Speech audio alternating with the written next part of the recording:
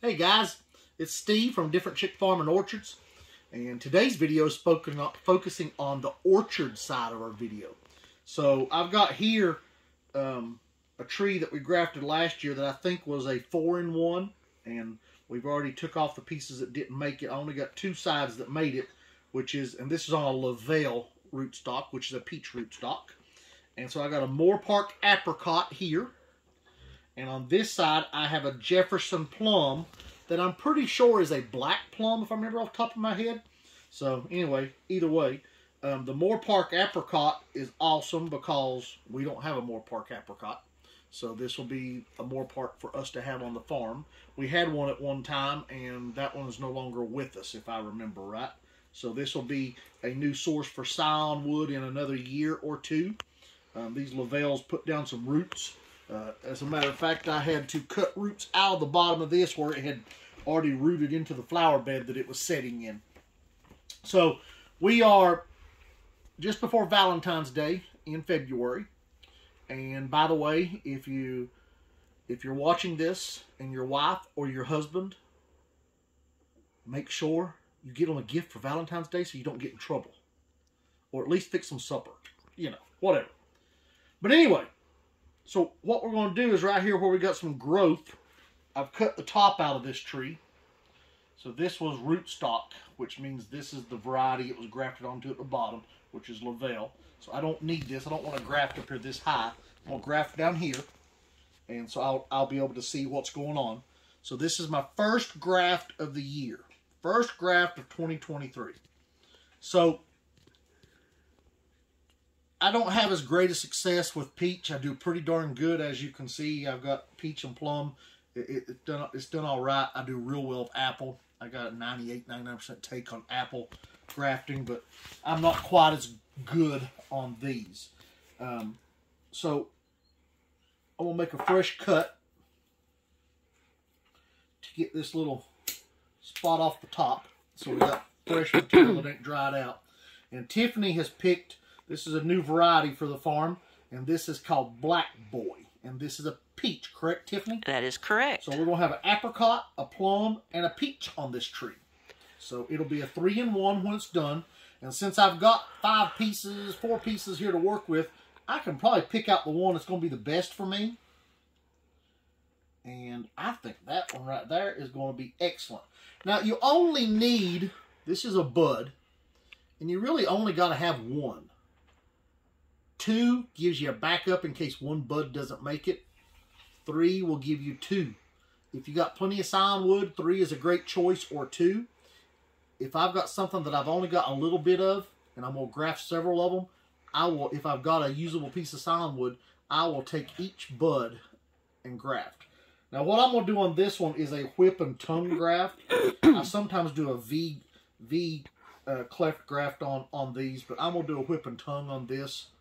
And I think I'm going to take it right there. I would take it here, but this is a little bit bigger down here, and I think it's going to match up with my rootstock a little better. It don't have to be perfect, but that's going to turn out real nice. That's going to make a nice graft. It's almost the same size. So this is a grafting knife, and when you work with a grafting knife, it's got a single plane. Now, I'm not going to touch this with my finger. I don't want no oils on it that it can transfer to here. But it's got a single plane. How your regular pocket knife has a dual plane, which means it's sharpened from both sides. And the same thing if your kitchen knives. They're sharpened from both sides. This is not sharp on this side. This side of the blade is flat. And this side of the blade is sharp. Now, they make these for right-handed and for left-handed. Because if you're left-handed, you're going to pull opposite of what a right-handed person will. So yours will be on the other side of the blade. So, but I'm right-handed, so. And hopefully I don't cut myself on the first graft of the year. That wouldn't be good right on camera. Do pretty good. I usually don't cut myself.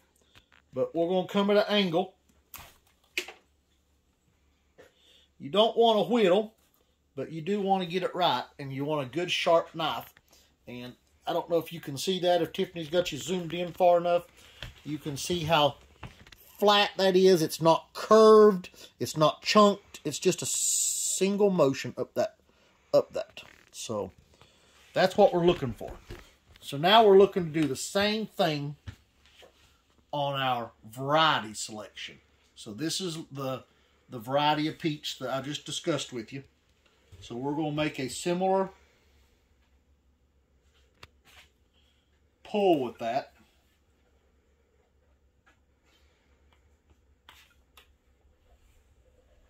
So now I'm going to see if that matches up pretty good. I may have to cut again. And yep, I need a little bit more material to work with.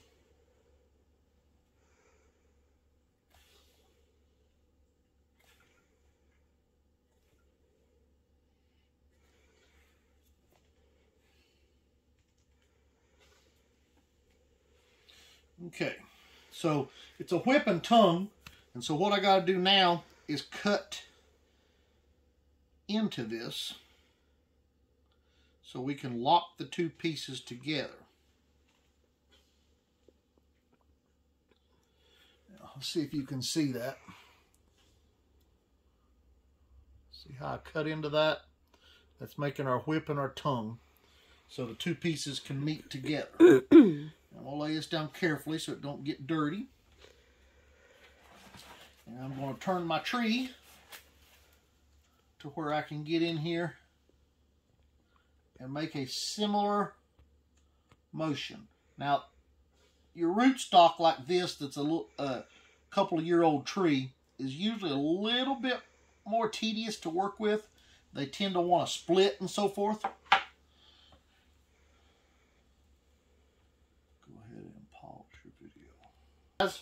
We'll get Tiffany to zoom in here and show you our whip and tongue after we put it together. Now what you're looking for is to get one side right and get the other side close. You know, the closer the better, but as you can see, that side doesn't line up just perfectly. Or at least I hope you can see. Oh, you can see pretty good. So now we're going to use parafilm. Tiffany, you want to show them the parafilm? So parafilm is what we use to seal it to hold the moisture in while it heals. And you just take your grafting knife.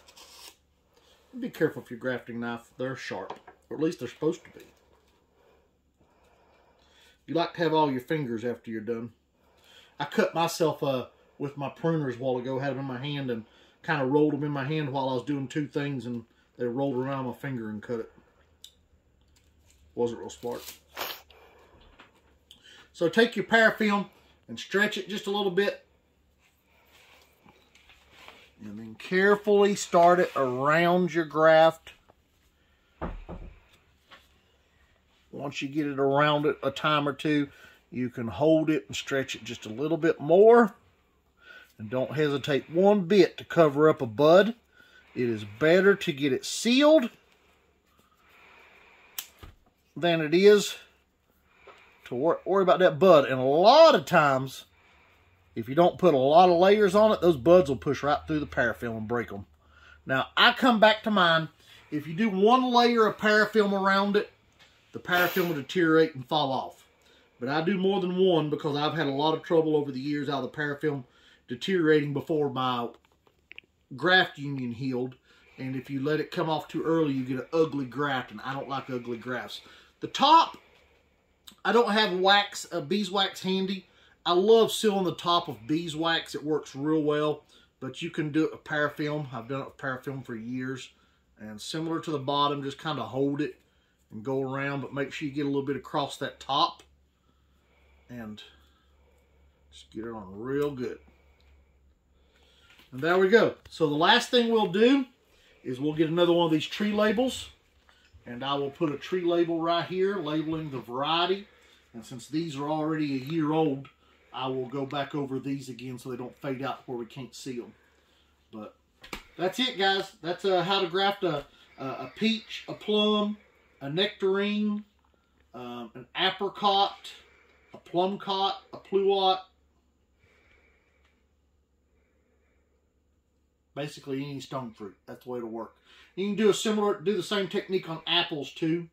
And we'll show you some more grafts later, but that's where we're going to start the season for you right now. We'll have several grafting videos coming out as the year goes on. Have a good one. Be sure to like and subscribe to our channel. Hit that notification icon. It really helps us to get the information out to you, and it helps us with YouTube also. Thank you very much.